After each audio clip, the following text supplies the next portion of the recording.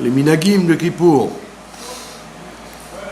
Alors le premier minag qui correspond à Yom Kippour, c'est le minag des caparottes. C'est quoi les caparottes? C'est le fait d'égorger un poulet et on met les fautes sur lui. On dit c'est ma capara, c'est mon transfert, etc. Alors le Shulchan Aruch, il est contre le minag. Le Shulchan Aruch, il dit cette coutume, c'est une coutume idolâtre, il ne faut pas la faire. Comme ça le Shulchan Aruch, il dit. C'est une coutume qui ressemble au minag des Émorim, minag des Émoréens, un des 7 peuples de Canaan, qui avait des coutumes idolâtres. Donc le Shulchan Aruch, il dit interdiction formelle de faire les caparottes. Et vient le Rama.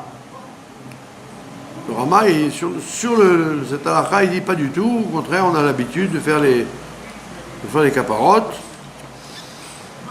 Donc c'est une grande marloquette. Si on doit faire les caparottes sur des poulets ou pas, sur des bêtes. Donc le Shulchan Aruch, il est formel. Minag goy, minag idolâtre, pas de caparotte. Tu veux donner la tzedaka, tu donnes la tzedaka avec de l'argent. Le Rama, il dit pas du tout. C'est bien de faire les caparottes, c'est un minag très ancien. Et en plus, ça permet les caparottes, on les donnait aux pauvres. Donc ça permet aux gens de manger à Kippour. Et donc c'est en même temps un sujet de capara pour soi, et en même temps un sujet de tzedaka. Donc, comment ça se goupille? Comment on comprend ça? C'est que le Rama, il est Melamed Zchut. Il te dit, si déjà les gens ils ont pris ce minag c'est un peu de la superstition. Alors, prenez un poulet, vous dites je transfère mes fautes dessus. Comme moi je devais mourir égorgé, je l'égorge. Je le jette violemment comme s'il y avait ce qu'il a, comme s'il avait été lapidé. Quand le shochet, il le prend comme ça, c'est la strangulation. D'accord? Il y a les 4 morts symbolisés sur le poulet, quoi. Et on dit ce que j'aurais dû avoir, je le fais au poulet. En plus de ça, il y a une mitzvah qu'on fait une fois par an, c'est de couvrir le sang. Kisui Adam. Une mitzvah qu'on fait que sur les animaux, soit les bêtes sauvages, soit les oiseaux. On ne fait pas ça sur les taureaux et les agneaux. Alors on a la possibilité aussi de faire la mitzvah de Kisui Adam avec du sable, chose qu'on fait rarement, puisque aujourd'hui la plupart des gens ils achètent des poulets déjà tués, quoi. Donc comment comprendre cette histoire-là? C'est que lui, le Shulchan Aruch, il te dit minag goy, minag idolâtre, tu veux faire la tzedaka, donne de l'argent. Le Rama, il dit, il est très chassidique. D'ailleurs, le Rama, c'est un grand mekoubal, alors que le Shulchan Aruch, pas du tout. Le Shulchan Aruch, il était en famille avec le Harizal. Enfin, ils étaient mariés avec les deux Mechoutanim, le Harizal et le Shulchan Aruch. Et on dit que par respect pour son Mechoutan, il venait écouter les cours du Harizal. Et on dit que Rabbi Yosef Karo, il s'endormait. Il ne comprenait pas. Il ne comprenait pas tellement ce que racontait le Harizal, il s'endormait. Et on dit même plus que ça, il lui a fait honte. Le Harizal lui a fait honte un jour. Ils étaient en train de faire Minyan. Il y avait le Harizal et le Rabbi Yosef Karo. Et par Kavod, le Chazan, il voulait attendre que Rabbi Yosef Karo il finisse la prière. Et le Harizal, il a fait signe de commencer. En plus, il était beaucoup plus... Ils n'avaient pas du tout le même âge. Le Harizal, il est mort à 36 ans. Et Rabbi Yosef Karo, il est mort presque à 100 ans. Donc ils n'avaient pas du tout la même... c'était pas du tout la même tranche d'âge. Donc l'autre c'était un petit genou et lui c'était un vieux rave très respecté. Et une fois qu'il a fini de prier, les gens ils se sont dit quoi, tu l'as pas attendu? C'est honteux, tu n'as pas attendu ton Mechoutan, qui est un vieux monsieur, etc. Et lui, pendant la tfila, il pense à la Gemara. Il ne pense pas à la tfila, il est toujours dans ces histoires de Shulchan Arour, de Gemara, etc.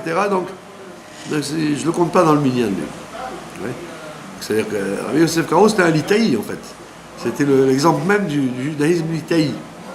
C'était pas du tout le séfarade, comme on croit, qui aime la tfila, qui aime les chansons, pas du tout. Et donc il était très rigoureux, caparotte,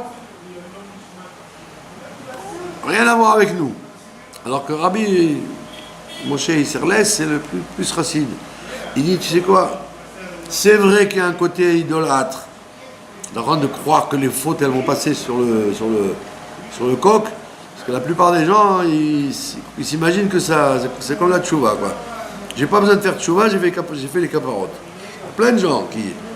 C'est plus important pour eux les caparottes, ils vont faire le tour du monde pour trouver des poulets, mais le vidouille ou la tchouva, ils vont dire, bon, ça va. Pourquoi? Le poulet, capa, ça y est, il m'a nettoyé de mes fautes. Donc le rabbi Moshe Isserles, le Rama, il dit, c'est vrai que c'est un peu idolâtre, c'est un peu superstitieux, etc. Mais, résultat, tu donnes la tzedaka, tu donnes des poulets à des pauvres. Parce que si tu donnes la tzedaka, tu vas donner 3 shekels. Donc là, tu donnes des repas aux gens qui vont manger pour la fête. En plus, tu jettes les entrailles, tu jettes sur les toits pour que les oiseaux y mangent. Donc tu fais tzedaka aux hommes et tzedaka aux bêtes. Donc lui dit, ça vaut le coup de faire ce minag, bien qu'il soit pas très cachère, parce qu'il y a un résultat positif de faire de la tzedaka avec. Et effectivement, je parlais avec le boucher, il m'a dit, les gens ils n'achètent que du poulet, ils n'achètent pas de viande. Alors, il m'a dit, tu sais pourquoi? Je lui ai dit, parce que déjà, la halte, il faut manger léger. Donc il ne faut pas manger de la viande lourde, de la viande grasse, ça, sinon tu t'endors dans la fila de Kippour. Donc les gens avaient la coutume de manger du poulet parce que c'est plus facile à digérer. Et en plus, les gens utilisaient les caparottes pour manger. Donc on faisait d'une pierre 3 coups. Donc on voit que jusqu'à maintenant d'ailleurs la marloquette continue. Il y a des tas de Rav Ovadia Yosef qui est un grand chassid de Rabbi Yosef Karo. Il y en a même qui disent que c'était son Gilgoul, puisque toute sa vie il a consacré à respecter le Shulchan Arour et d'éliminer tous les autres. Les Irakiens, quand il a sorti son livre, ils ont brûlé son livre, les Irakiens, parce qu'il allait contre le Ben Ishraï. Et le Ben Ishraï, c'était le maître incontesté en Irak. Et il ne va pas du tout d'après le Shulchan Arour, il va d'après la Kabbalah, d'après Admor Hazaken, d'après l'Arizal. Et très souvent, il ne va pas d'après le Shulchan Arour. Donc ils ont dit quoi? Lui, il vient, il y a un Irakien, et il vient dire qu'il ne faut plus aller comme le Ben Ishraï, qui est notre maître, et d'aller contre le Shulchan Arour. Ils ont mis ses livres en tas, et ils ont brûlé ses livres. Donc c'est pas une histoire facile. Après, bon, les gens l'ont accepté, parce qu'il était un grand rave, etc.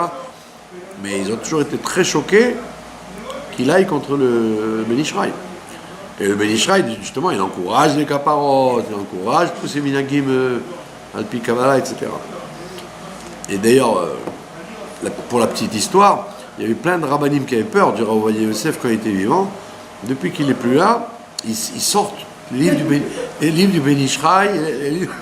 À nouveau, il les réimprime avec des explications, etc. etc. Donc il y a toujours cette guerre-là très forte entre les deux courants. Donc voilà, donc celui qui veut faire les caparottes, il a sur qui s'appuyer. D'accord? Mais évidemment, il faut faire des caparottes avec un shochet qui soit sérieux. À l'époque, au chouk, il y avait des shochatim, c'est pas des couteaux qu'ils avaient, c'était des scies. Vous voyez, on devait avoir des couteaux Oui, ils faisaient n'importe quoi. Il y avait des tas de rigolos qui venaient. À l'époque, dans le chouk, il y avait. Vous avez le boucher, le chochet derrière, et vous tuez le poulet. Alors, quand vous demandiez à vérifier le couteau, il ne voulait pas. C'était pas très catholique. D'accord. Donc, Bekitso, si vous êtes sûr d'avoir un bon chochet, un bon service, d'accord. Sinon, c'est pour faire ça avec un plaisantin, il vaut mieux effectivement donner de l'argent. Bon, ça, c'est le minag et caparotte. Donc, on fait ça en général depuis le lendemain de Rosh Hashanah jusqu'à la veille de Kippour. Deuxième minag, deuxième coutume, il y a une coutume de se tremper au mikvé. Alors, une des raisons pour laquelle on doit se tremper au mikvé, c'est parce qu'on est comme des convertis. On se présente à une neshama toute neuve devant Dieu à Yom Kippour. Donc si vous donnez cette raison-là, qu'on est tous comme des convertis, donc les femmes aussi auraient dû aller au mikvé. Donc d'après ça, tout le monde, hommes, femmes et enfants, devrait aller au mikvé à Yom Kippour. Maintenant vient le ribash. Le ribash, c'est Rabbi Yitzhak Bar Sheshat, qui est en Algérie, au XIVe siècle. Un maître incontesté à l'époque, et il dit pas question que les femmes aillent au mikvé. Pourquoi? Il dit parce que toutes les jeunes filles qui sont libres, les garçons vont savoir qu'elles ont été au mikvé, et ils vont faire des bêtises avec elles. Et donc au lieu que ce soit un jour de pardon et un jour de capara, ça va être un jour de trucs pas cachés entre les garçons et les filles. Donc il dit, puisque d'une mitzvah, ça va devenir une avera, parce que les garçons, ils savent que la fille, elle est pas pure, donc ils n'osent pas. Mais ils disent, oh, la jeune fille, elle est au mikvé. C'est pas pour rien que la Gemara, elle dit, la Gemara, elle se moque de ça, la Gemara, elle fait une plaisanterie, elle dit, le mot Satan, la gematria du mot Satan, c'est 364. Il dit pourquoi? Parce que le 365e jour, le Kippour, il n'y a pas de Satan. La Gemara dit, il n'y a pas de Satan. Il n'y avait pas plus de fantaisie entre les garçons et les filles que le soir de Kippour. Du temps du Beth Amikdash. C'était une journée un peu olé olé. Donc la Gemara elle-même, elle te dit que... Elle ne dit pas qu'il n'y a pas de Satan. D'ailleurs, pour ceux qui connaissent les synagogues, il y a des fois des histoires dans les synagogues. Ne vient pas dire qu'il n'y a pas de Satan. C'est d'Afka, pour une montée à la Torah, ils se disputent. Donc c'est pas évident du tout de dire que Yom Kippour, il n'y a pas de diable qui tourne. Donc le Ribash, il dit... Qu'est-ce que c'est que cette idée d'aller faire tremper les femmes et les filles au mikvé? Que les hommes. Et c'est pour ça que, à part certaines Yerushalmiot, certaines femmes très orthodoxes de Jérusalem, qui vont au mikvé avant Kippour, le mikvé est ouvert pour elles dans l'après-midi, comme pour les hommes. Mais il y a très peu de femmes qui vont, quoi. Parce que je vous dis, le Ribash, il a mis un veto total pour que les femmes et les filles n'y aillent pas. Voilà. Donc ça veut dire que les femmes, elles font tchouva sans aller au mikvé. Elles sont des converties sans mikvé. Voilà. Troisième élément, on dit qu'il faut manger Erev Kippour beaucoup plus que les autres jours. Et on dit que c'est comme si tu manges Yom Kippour en abondance, c'est comme si tu avais jeûné 2 jours. On te compte comme si, le fait de manger la veille, c'est comme si tu avais jeûné la veille et le lendemain.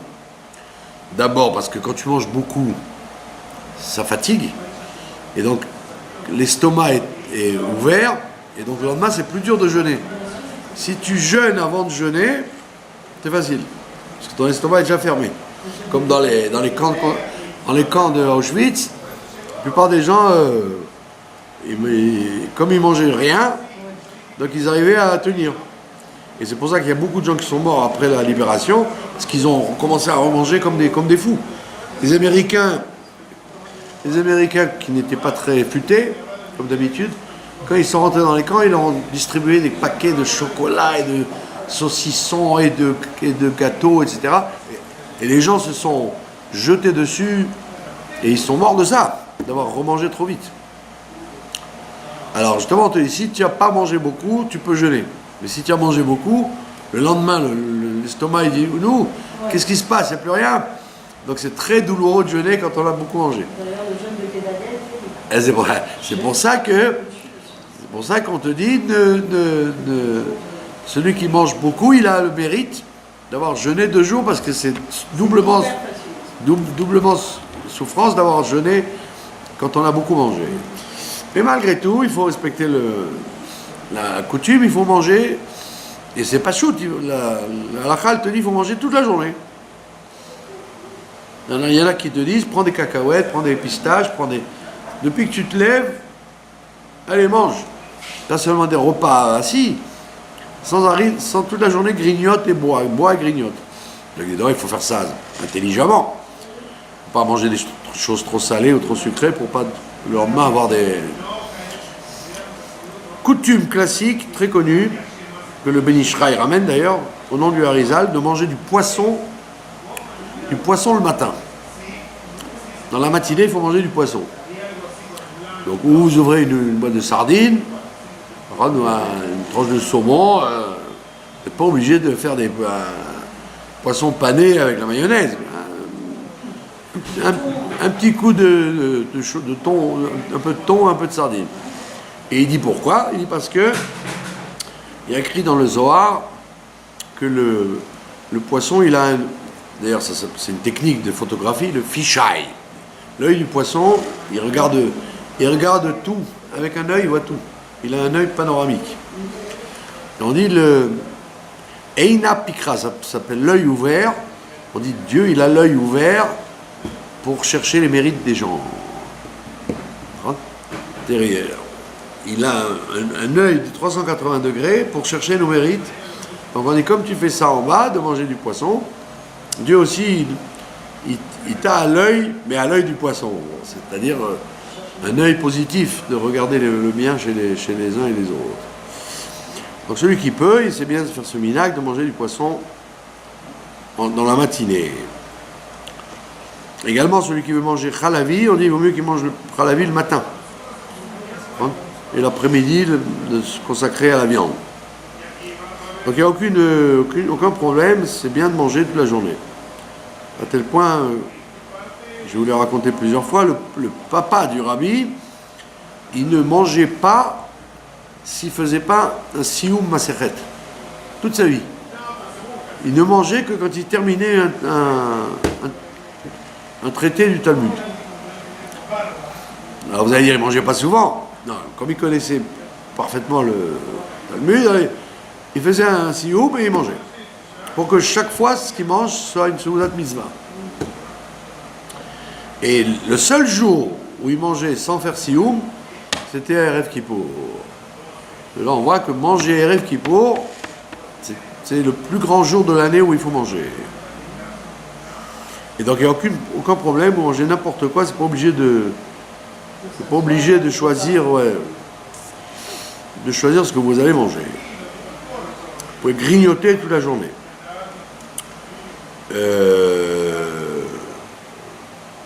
Qu'est-ce qu'il y a d'autre? Ouais.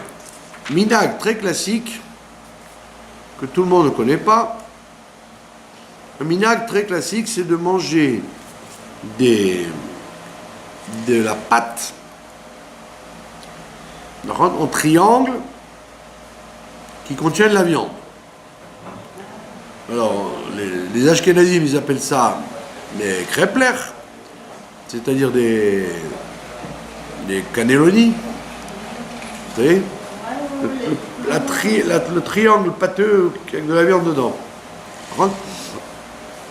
Et sinon, il y en a qui mangent, qui font de la feuille de brique. feuille de brique et ils mettent dedans de la viande. Vous connaissez ça? C'est un minag très connu. Les Algériens, par exemple, c'est Pourim et Kippour, ils font la brique à la viande, avec un léger filet de citron. Alors vous croyez des fois que c'est des trucs stam, des coutumes, quoi. Oui, c'est des costumes, mais c'est pas stam. Le père du rabbi, il explique pourquoi on mange ça. Il dit parce que le mois de Tishri, c'est le mois qui est lié avec le chiffre 3. D'accord? C'est le ségol. La voyelle ségol. Pourquoi? Parce que Pessah, c'est lié avec Abraham Avinu, la sortie d'Égypte. Shavuot, c'est lié avec Yitzhak Avinu. Et Tishri, et Sukkot en particulier, c'est lié avec Yaakov Avinu. Et Yaakov, il est parti le 15 Tishri. Parce que quand vous rentrez dans la Soukha, c'est la Iloula de Yaakov Avinu, le soir de Sukkot. Il est parti le soir de Sukkot. Et donc tout le mois de Tishri est lié avec le chiffre 3 du patriarche Yaakov. Et donc, pourquoi le chiffre 3? Parce que c'est l'équilibre, c'est le Tiferet. La miséricorde, c'est l'équilibre entre la rigueur et la bonté et la rigueur.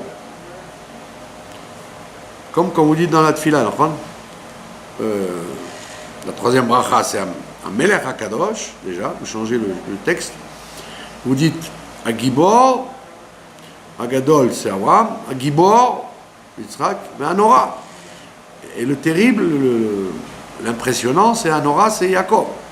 Et donc, c'est les Yamim Noraïm, c'est pas des jours effrayants, c'est des jours extraordinaires, puisque Dieu change du siège de la rigueur, il s'assoit sur le siège de la miséricorde. Et la miséricorde, la Rachamim, c'est lié avec le chiffre 3. Ça veut dire, comme on l'a expliqué plusieurs fois, c'est quoi la Rachamim? Le chesed, c'est l'impulsion de faire du bien. Donc quelqu'un vient, tu lui dis voilà, je te donne quelque chose, je fais du chesed. Après je me rends compte qu'il ne mérite pas. Il ne mérite pas ce chesed. Il prend l'argent et il achète de la drogue avec. Je ne donne pas. Donc, deuxième mouvement de retrait. Voix. Et après vous dites, oui, mais quand même, on n'a pas le droit de fermer son cœur. Quand même, ça veut dire rachamim, ça veut dire miséricorde.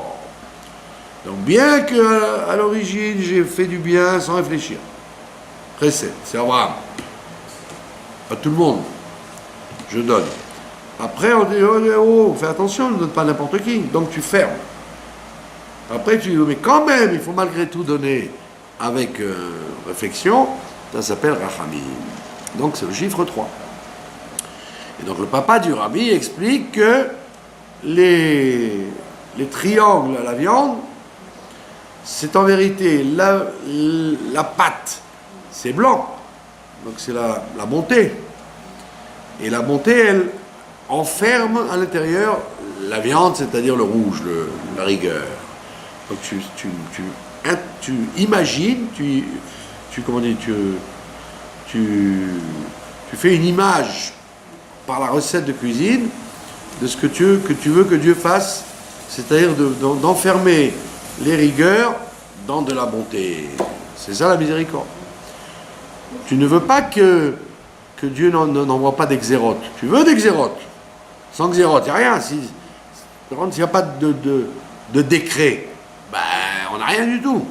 Mais on veut que ce soit d'exérote, tovot. Et pour que ce soit des xérot tovot, il faut donc adoucir la xéra. La pâte blanche, à l'intérieur, tu mets de la viande. Donc c'est un minag très très très profond. Donc quand les Algériens mangeaient ça à Pourim et chez Chabad aussi, on dit qu'il faut manger à Pourim et à Kippour. Kippour et Pourim. Et je me rappelle que dans les Algériens, c'est tout le temps le bistil ou la brique à la viande, bon, pas de feuilleté, quoi. Ça changerait que ça n'a pas de feuilleté. Les Européens, ils faisaient avec dans la soupe, quoi, des cannelloni, ou comment on appelle ça, des raviolis. Raviolis. Et alors, pour la petite histoire, parce que vous aimez les histoires, une petite histoire qu'on raconte, qu'une année, il y avait un chassid qui était invité à la table du rabbi avant Kippour, dans l'après-midi. D'accord? Et c'était la rabbinite qui avait fait à manger. Et elle avait oublié de faire ça. Elle avait oublié la... Et alors lui, il a repéré le rabbi, comment il allait réagir. Tout simplement, le rabbi il a pris un morceau de la challah, puisque c'était la Seudat à Mafseket. Il a pris un morceau de la challah, il a mis un morceau de boulette dedans, et il a fait un petit triangle. Et il a mangé. Et l'autre, il a été content, il a dit, tu vois, le rabbi aurait pu faire un scandale à sa femme. Le minac des raviolis, tu me l'as pas fait. Mais quand la rabbinite, c'est une intello, c'est pas une femme dans la cuisine. Non, il y a des femmes qui sont dans la cuisine. Mais elle, pas du tout. Elle était très, comment on dit, intellectuelle. Donc elle n'était pas très cuisine. On la voyait pas faire de la popote trop souvent. Et le rabbi, pour montrer le principe du shlom bayit, un minac aussi important, il aurait pu dire, comment, tu as oublié les rares fois que tu fais de la cuisine, etc. Pas du tout, il a pris la challah, il a fait un petit triangle avec le morceau de la boulette de viande, tac, il s'est fait un ravioli. Donc c'est un grand enseignement de Shlom Bayit. Voilà, donc ça c'est un minac très important.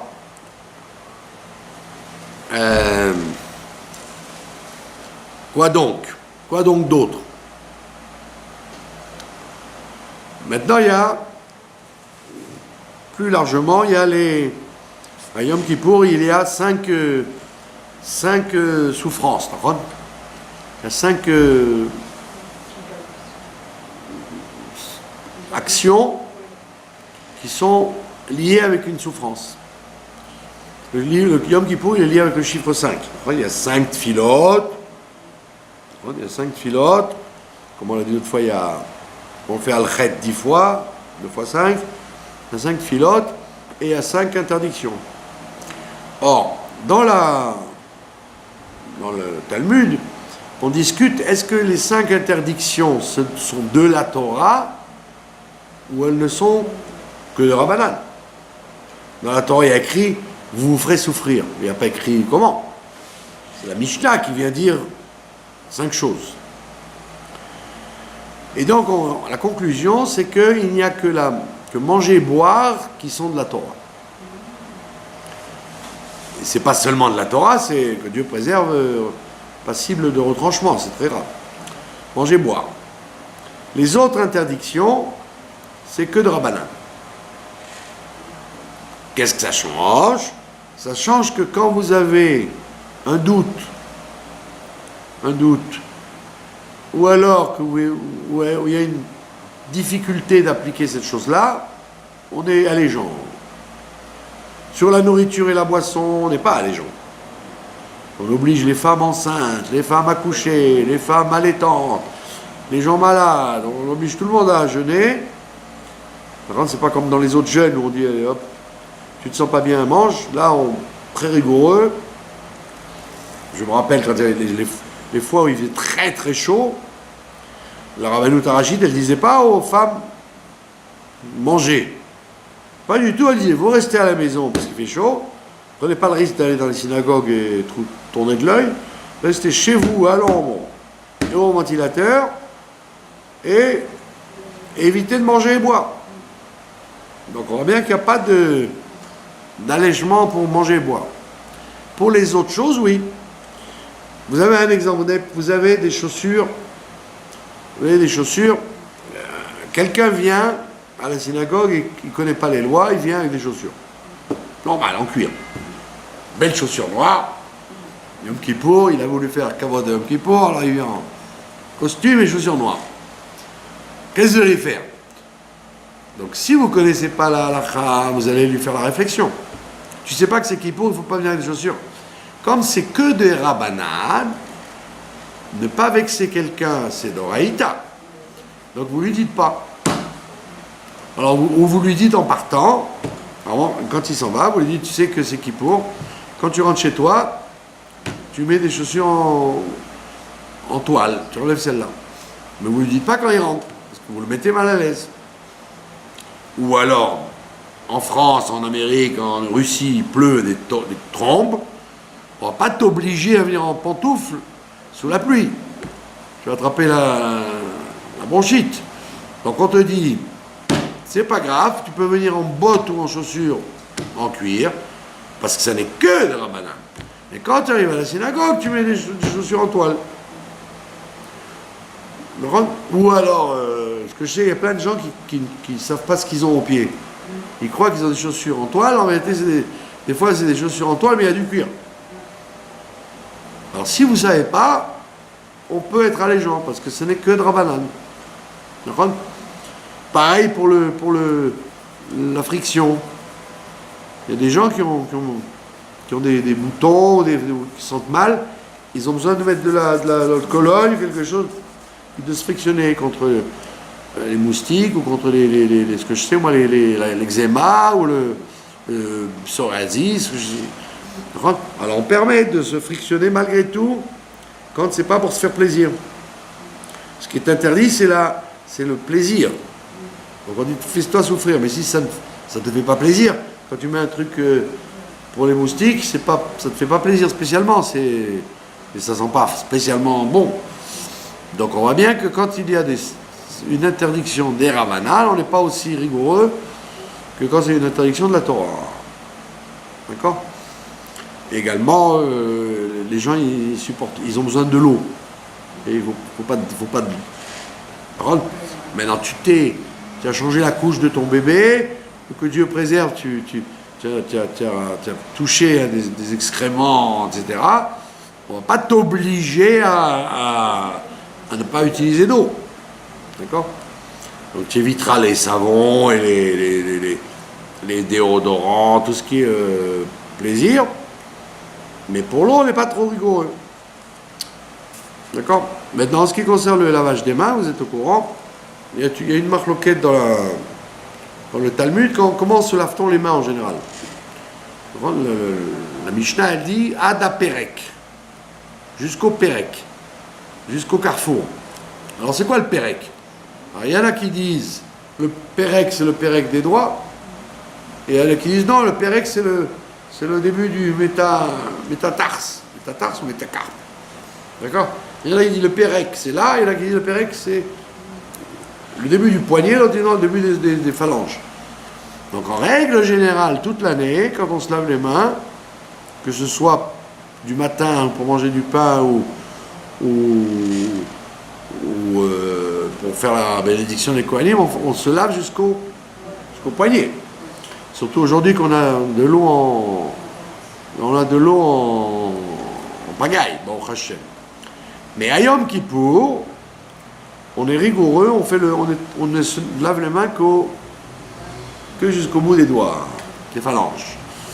Alors, c'est-à-dire, d'après le Talmud, c'est une façon de souffrir. C'est parce que les gens propres, ils aiment avoir à pleine eau. Avec peu d'eau, c'est désagréable. Comment on dit ça? C'est même frustrant. Quand vous êtes obligé de vous laver les mains avec au bout des doigts, vous sentez mal. Vous avez besoin de. Alors, au niveau du Lagmara, c'est un moyen de souffrir. Mais au niveau de la Kabbalah, c'est en vérité parce que les 5 interdictions qu'on vous demande de faire, c'est en vérité une preuve que vous êtes au-dessus de la matière. Pas manger, pas de chaussures, etc. Vous êtes un ange. Donc ça veut dire que d'après la Gemara, c'est un moyen de souffrir. Après la Kabbalah, c'est que vous êtes au-dessus de tout ça. Vous n'avez pas besoin de pureté, vous n'avez pas besoin de confort. Vous êtes comme Moshe Rabbeinu, quand il était 40 jours, rentre sans manger et sans boire, vous aussi. Vous n'avez besoin ni manger, ni boire, vous êtes à l'état d'ange. Et effectivement, les mitzvot, elles sont faites pour vérifier qui vous êtes. Si quelqu'un, il est dans un système où il se purifie, il se sanctifie, etc. au fil de l'année, à Kippour, il supporte très bien. Kippour, pour lui, ça passe comme une lettre à la poste. Mais les gens qui ont mal au crâne, ou celui qui a mal là, et qui a mal ci, qui a mal ça, c'est qu'en vérité, il est grossier toute l'année. Donc on lui dit maintenant, aujourd'hui tu dois être un ange. Eh bien, il n'arrive pas à être un ange. Il veut être une bête. Donc c'est en quelque sorte une espèce de référence, un test, pour savoir qui on est. Comme me dit le Ohr HaChaim HaKadosh à propos de la matzah. Il dit, celui qui mange la matzah, s'il a mal au ventre, c'est que c'est un rachat. Ouais. S'il est bien, quand il mange la matzah, c'est que c'est un tzaddik. Parce que c'est le pain de la vérité. Donc les gens qui disent, oh je supporte pas la matzah, ne dis pas ça. N'avoue pas que tu ne supportes pas la matzah. Donc quand on fait les mitzvot, théoriquement, ça doit passer comme une lettre à la poste. Si ça ne se fait pas comme il faut, c'est qu'il y a un problème sur ta façon d'être. Les gens qui sont pressés d'aller manger du chametz après Pessah, ça veut dire qu'ils sont grossiers, ils aiment l'orgueil, le chametz. Alors que les gens qui disent, moi je mangerai de la matzah toute l'année, ça veut dire qu'ils sont plus fins. Donc c'est pareil, celui qui, à Kippour, traverse un bon Kippour, c'est qu'il est plus raffiné que quelqu'un qui a... On ne parle pas évidemment d'un malade qui est obligé de manger, un diabétique ou un cardiaque, etc. On parle de quelqu'un normal qui toute l'année vit normalement, et quand arrive le Kippour, il est malade comme un chien. Donc, je connaissais quelqu'un qui est un gros fumeur et un bon mangeur, bon, disons surtout un gros fumeur. Pour éviter de souffrir Kippour, il restait au lit depuis la rentrée du jeûne jusqu'à la sortie du jeûne. Et dans ces couvertures, c'est dramatique d'être esclave à ce point-là de la nourriture ou de la cigarette. D'accord ? Donc ça veut dire que la Torah te donne des mitzvot qui sont des moyens de vérifier qui tu es, quoi. De te tester. Voilà, donc vous avez des tas de choses qui sont liées avec la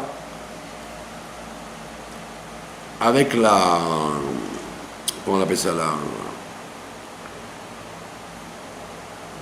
avec la souffrance, les 5 choses de la souffrance, et donc c'est facile à vérifier. Maintenant, qu'est-ce qui reste, une petite nekuda intéressante, c'est que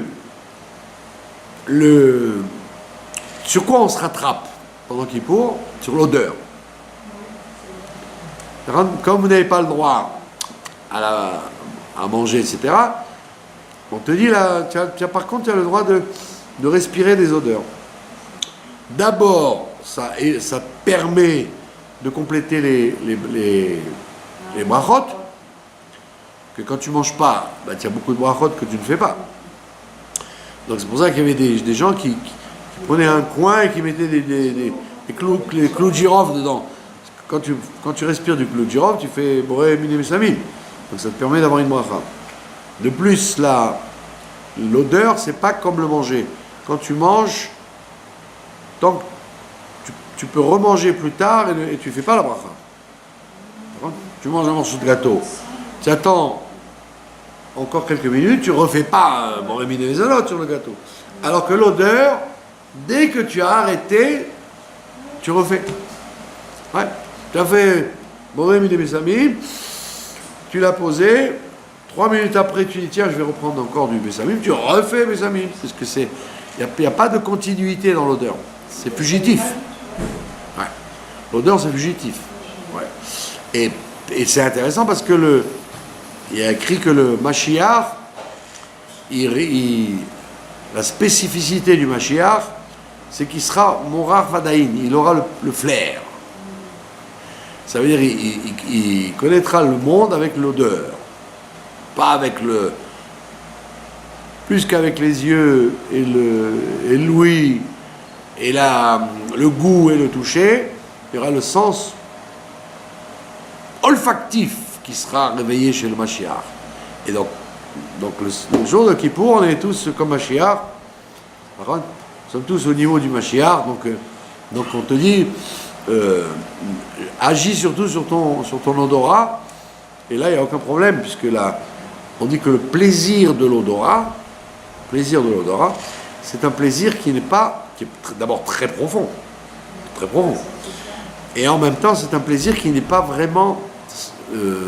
qui n'est pas suffisant, n'est pas matériel. D'accord ? Donc il y a un avantage et un inconvénient.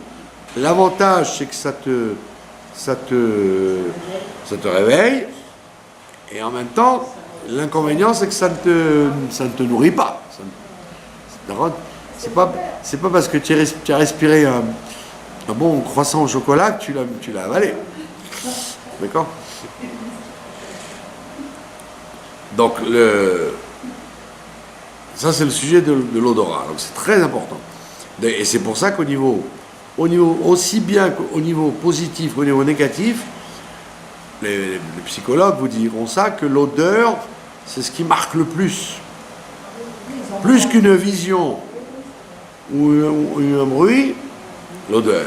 C'est pour ça qu'on dit que tu peux regarder des robes de femmes, c'est pas forcément interdit, mais on te dit il ne faut surtout pas respirer des parfums de femmes.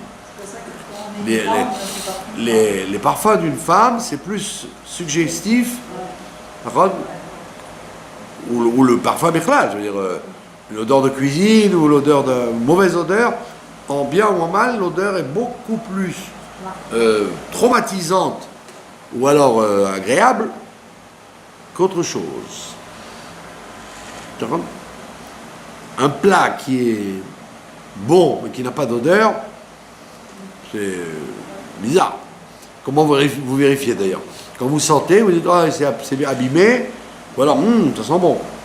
Donc ça veut dire qu'il y a un sujet très marquant dans l'odeur qu'il n'y a pas dans les autres sens. Et donc on te dit qu'à Kippour, justement, tu peux y aller franco avec l'odeur parce qu'il n'y a pas d'emprise très forte.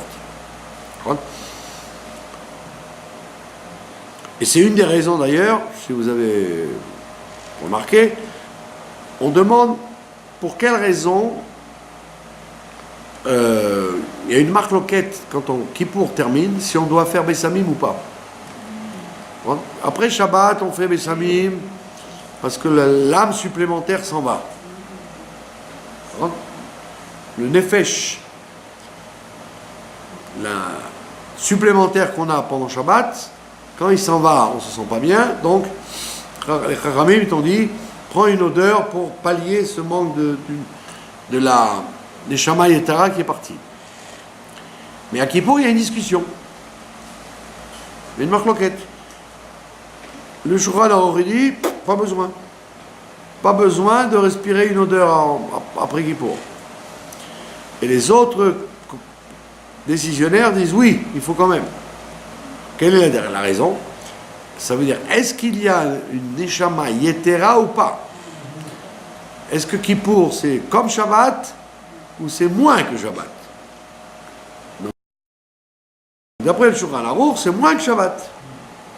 C'est comme Yom Tov, pas plus que Yom Tov. Donc le Shulchan Aruch, il te dit, pas la peine de respirer aucune odeur. Puisque tu es, comment dire, tu ne sais pas le niveau de Shabbat. Tu n'as pas eu de Neshama Yetera, donc quand Kippour s'en va, tu n'as besoin de rien. Alors que les autres décisionnaires, ils disent oui, on a certainement une Neshama Yetera, comme si c'était Shabbat. Donc, et cette année, la question va se poser, puisque de toute façon, ça tombe Shabbat. Donc quand ça tombe Shabbat, est-ce qu'on considère Kippour comme Shabbat ou Kippour en plus de Shabbat? En vérité, les gens se trompent. Les gens s'imaginent que Kippour c'est plus que Shabbat. C'est pas vrai. Shabbat, c'est plus que Kippour. C'est plus grave à tous les niveaux. Et quand on allume les bougies de Shabbat, on va dire Ner Shel Yom Shabbat. Shel Shabbat et Yom Kippourim. Ouais. Ouais, on dira les deux. Donc, la conclusion, c'est que, en général, on fait la bracha de Bessamim après, au ne serait-ce que parce que c'est Shabbat. D'accord? Donc, vous voyez bien que. Donc, ça veut dire quoi? C'est-à-dire que d'après le Shulchan Aruch, Rabbi Yosef Karo, il te dit qu'il n'y a pas besoin de Bessamim. C'est-à-dire toute la journée, tu étais dans les Bessamim. Tu as un sujet de t'accoutumer avec les Bessamim, mais ta Neshama Yetera n'est pas venue, il n'y a pas eu. Donc il n'y a pas besoin de remplacer ça après Shabbat. Et quand ça tombe Shabbat, effectivement, on prend le Bessamim. Est-ce que vous avez des questions? Parce que je n'ai pas fini là. Est-ce que c'est vrai qu'on doit enlever tous les bijoux? Pardon? C'est vrai qu'on doit enlever les bijoux en or?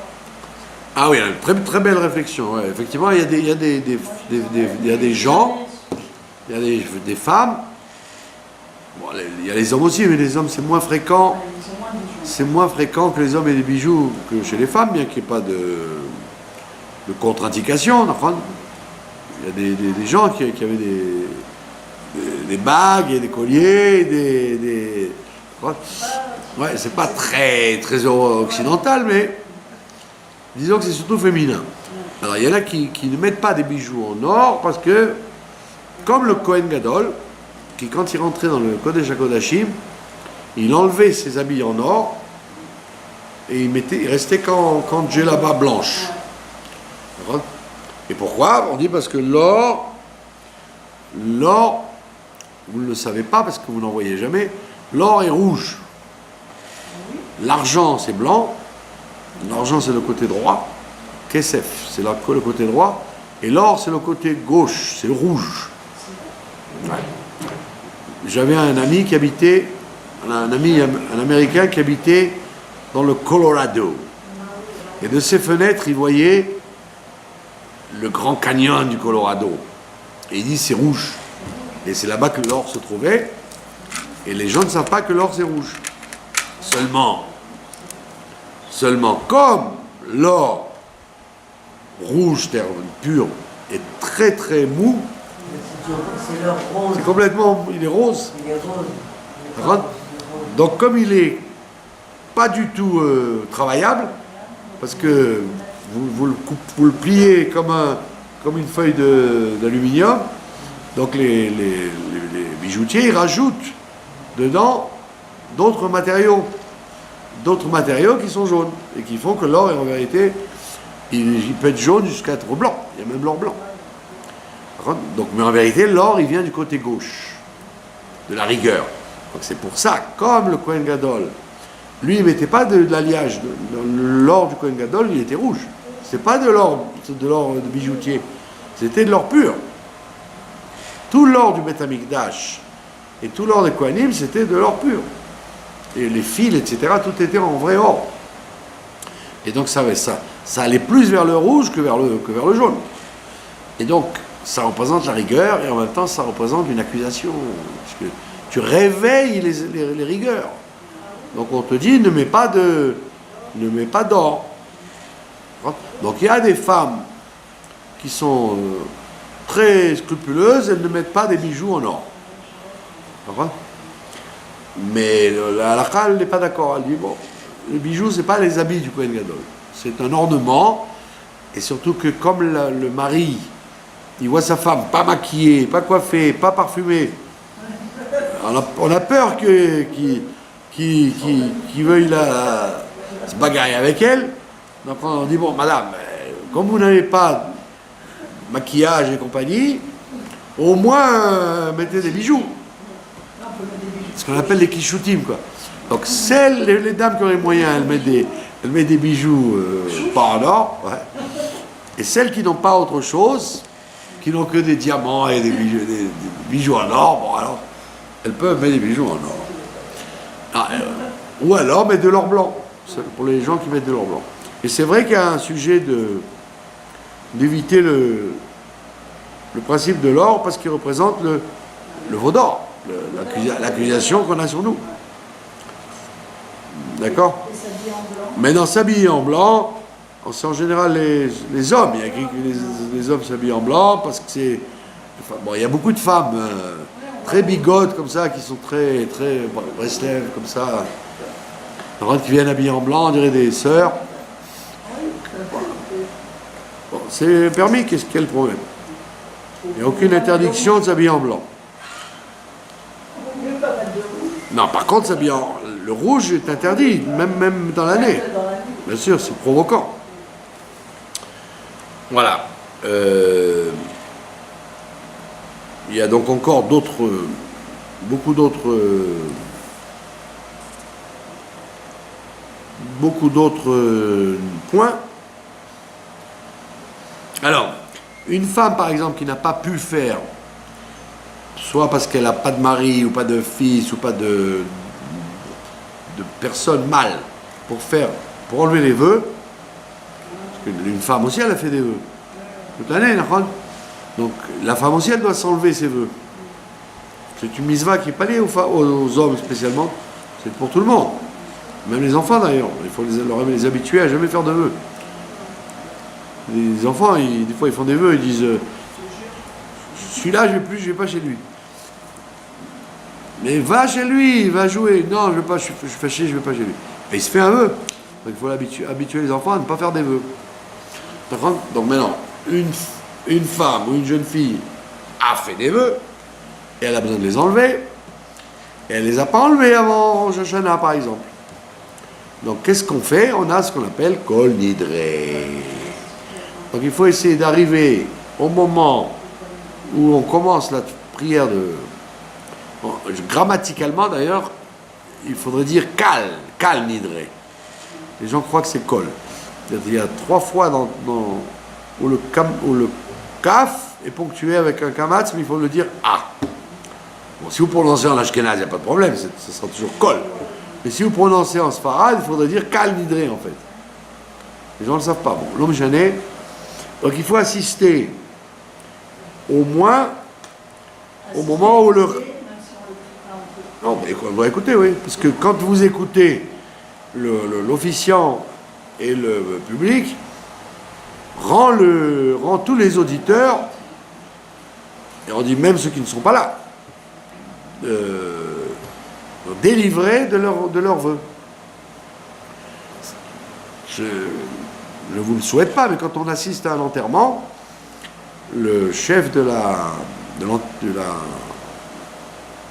Revraya Kadisha, il dit à un moment de l'enterrement, X, fils de X, de Y, nous te délivrons de tous les engagements que tu as eus de ton vivant.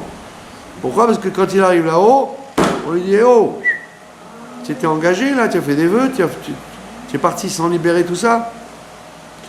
Donc c'est très grave de rentrer dans l'année avec des vœux sur la tête.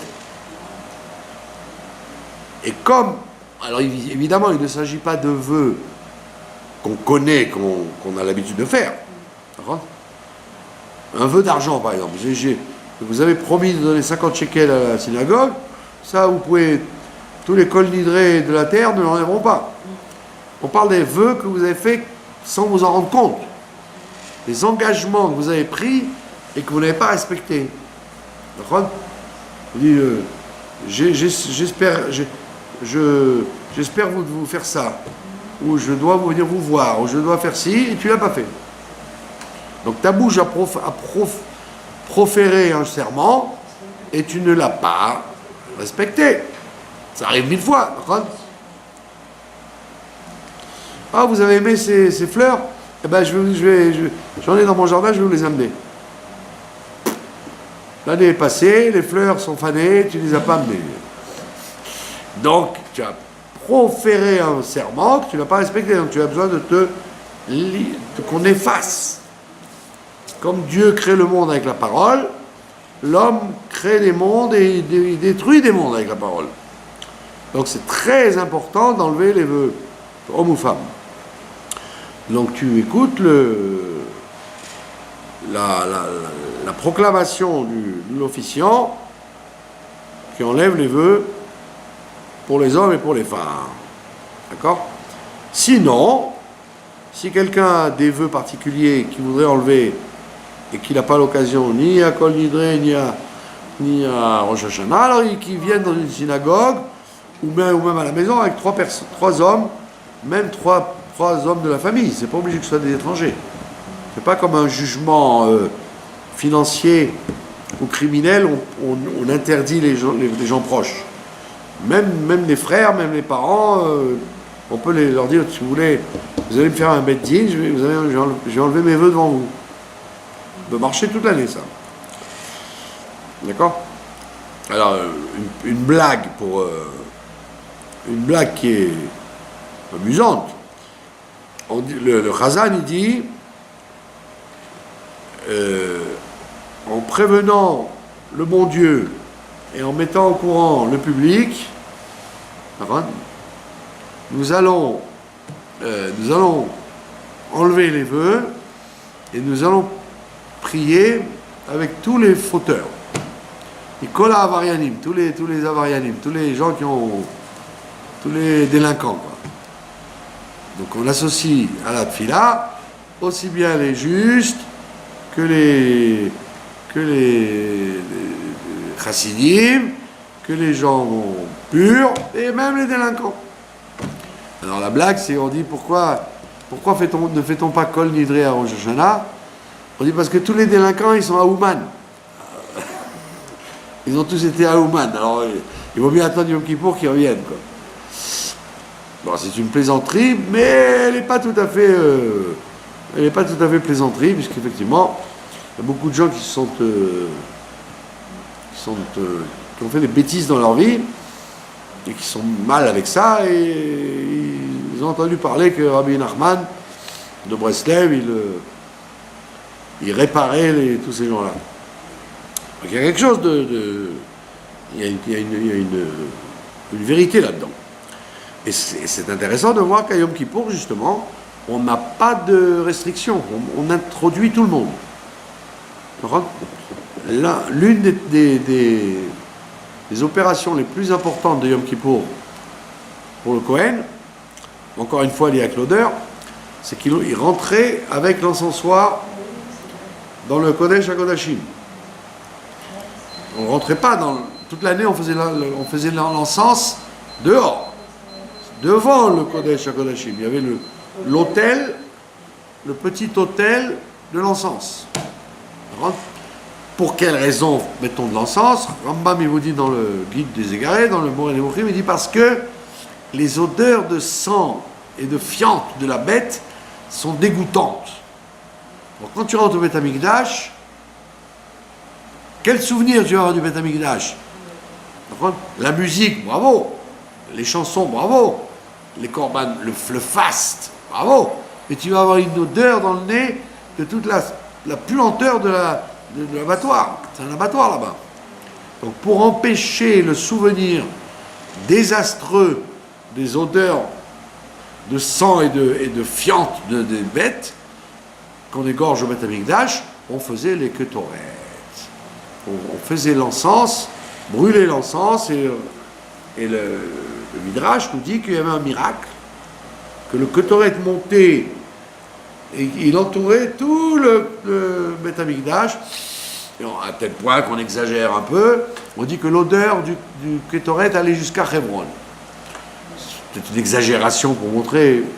C'est-à-dire que très loin, tu as une odeur de ketoret qui remplissait les poumons. Donc encore une fois, l'odeur. Non, et encore une fois, on dit, voilà, le souvenir du Beth Amikdash, c'est grâce à la bonne odeur. Tu peux avoir entendu les meilleures musiques, les meilleures chansons, avoir vu le plus beau spectacle, si tu as une odeur dégoûtante qui t'est restée en même temps, c'est évident que tu ne vas pas dire j'ai aimé mon passage au Beth Amikdash. Donc le Kohen Gadol, donc, à Kippour, il prenait son encensoir, alors il était devant et il rentrait aussi dans l'intérieur. Donc c'était une des opérations essentielles du travail, voilà, du service du Kohen Gadol. Or, on vous raconte que dans les encens, il y avait une des composantes, un des 11 parfums, il sentait très mauvais. On disait même qu'il puait, c'était infect. Et justement, quand tu le mettais avec les 10 autres, pour faire le 11e, c'est ça qui transformait tout et qui donnait une odeur magnifique. Demandez d'ailleurs à tous les grands parfumeurs, ils vous diront que c'est vrai. Quand tu fabriques des parfums, chaque odeur séparée ou des mélanges entre eux, c'est dégoûtant. Puis Tom, tu rajoutes quelque chose, ça fait une révolution. Ça veut dire qu'il y a des mélanges qui sont des mélanges heureux, justement. Tu prends des choses toutes seules, ça aurait été infect. Quand tu les assembles, ça devient formidable. Et c'est ce qu'on dit là. On dit, on prend tout le monde avec nous et on associe même les délinquants. J'aurais dit quoi? Mais au contraire, il faut exclure, il faut mettre que les gens bien. Il est le contraire. Mais les délinquants, si tu rajoutes, et on va retrouver la même idée avec le loulav, où on prend la rava qui représente les délinquants, ça veut dire que tout le temps de toutes les fêtes de Tishri, c'est lié avec le fait que même les pourris sont indispensables pour l'harmonie de la chose. Donc ne viens pas te dire moi je suis bien et lui il n'est pas bien. Ok, tu es bien, lui pas bien, mais tu as besoin de lui. C'est lui qui fait la bonne odeur à l'ensemble. Comment? C'est pas ton problème. Et ça, c'est le principe du Ketoret. Donc, comme le Kohen Gadol, il rentrait avec les 11 espèces pour dire toutes les composantes du Ham Israël, c'est ça qui fait sa perfection et c'est ça qui fait le pardon. Le soir de Kol Nidre, le Khazan, il dit ça, et nous, on doit penser à la même chose. C'est pour ça que dans toutes les synagogues, vous avez énormément de gens qui viennent de partout. Dans le monde entier, les synagogues sont pleines de gens et on ne regarde pas. On ne regarde pas qui vient. On ne fait pas une sélection. Comme on appelle ça les juifs de Kippour. Les juifs de Kippour, ok. Je me rappelle à la Victoire, nous étions des. Comment on appelle ça? Plus que des adeptes, collés à la Victoire. Toute ma famille. Alors, on avait nos places et tout. Et arrivé à Kippour, vous arriviez juste au moment du chauffard, quoi. 5 minutes avant la fin, vous avez tous les magasins de fourrure, tous les pelletiers du quartier là-bas, et énormément de fabricants de fourrure, de juifs. Donc ils laissaient la Goya à la caisse, et ils venaient au moins écouter le chauffard pour les 5 dernières minutes.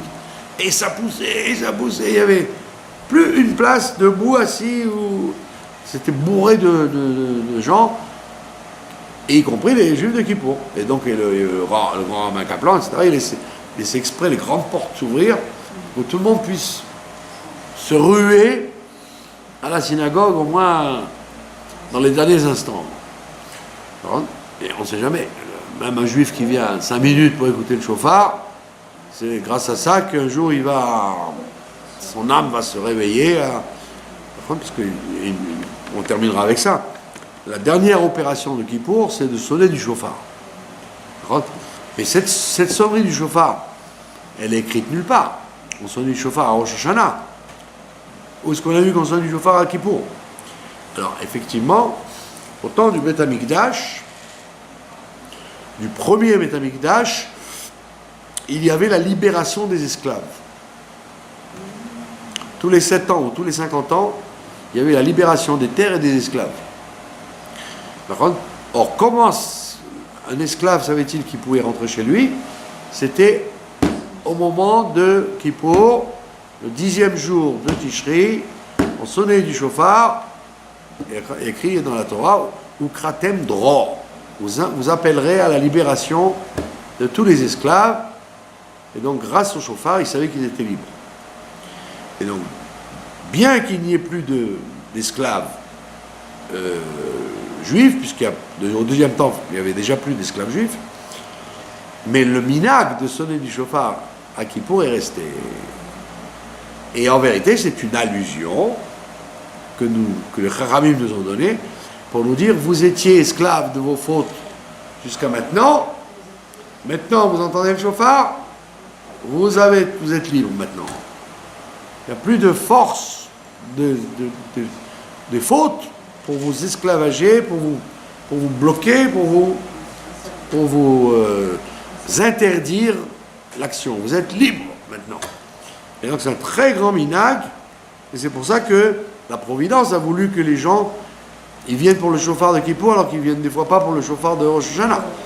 Parce qu'il y a dans cette coutume, il y a une grande signification de libération. Est-ce que vous avez une question? Vous avez une question? Non?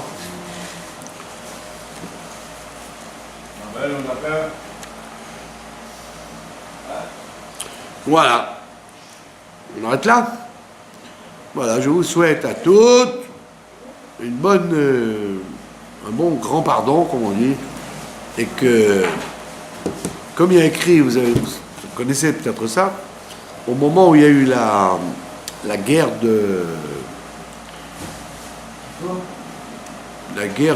Golfe, première guerre du Golfe en 91, le Rav Shach, que Dieu repose son âme, il n'arrêtait pas de dire du mal qu'il allait y avoir des catastrophes, qu'il allait y avoir la Shoah, avec tout ce qui se passe, et les kibbutzim qui mangent des lapins.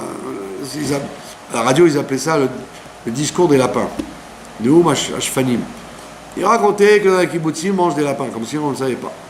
Et Kitsour, il a donc promis qu'il allait y avoir une Shoah, et qu'on allait prendre sur la figure, tous les Saddam Hussein, etc. Bon. Et le rabbi, il a réagi, évidemment, pour défendre l'âme Israël. Et il a dit, le bon Dieu, il a d'autres chats à fouetter que de nous exterminer. Le bon Dieu, il est là pour nous aider. Et si tu reproches, si tu peux penser que les Juifs ont des fautes, il y a une preuve claire dans la prière du matin et de l'après-midi, quand c'est pas un jour de fête, on fait un tachanoun. Et à un moment, on s'assoit et on dit le Mizmor 25. D'accord? Et dans le Mizmor 25, le Mizmor 25 finit il dit libère les Bnei Israël de ses ennemis. D'accord? Il y a écrit libère les ennemis, le Ram Israël de ses ennemis, et il y a écrit en même temps, et libère Israël de ses fautes. D'accord? Alors quand vous lisez ce qu'on appelle c'est le Tachanoun, quand vous lisez le Tachanoun, alors il y a écrit comme ça, d'accord? C'est par ordre alphabétique, ce Mizmor là. Vous connaissez le David, les gens mettent la main comme ça. Alors, il termine comme ça, c'est très intéressant. Il dit Pédé Elohim et Israël, Mikol Sarotav. Libère les Juifs de leurs ennemis, de leurs tsarot, de leurs ennuis. Veu Ivdé, et il libérera les Juifs de leurs fautes. Ce qu'on dit le matin en ce moment dans le Mizmor sur la Malot. Le dernier passouk du Mizmor sur la Malot, il dit Shir Malot vehu ivdet Israël mikol avonotav. Le rabbi dit regarde, quand tu lis le Mizmor dans le Tehillim, il n'y a pas écrit ça.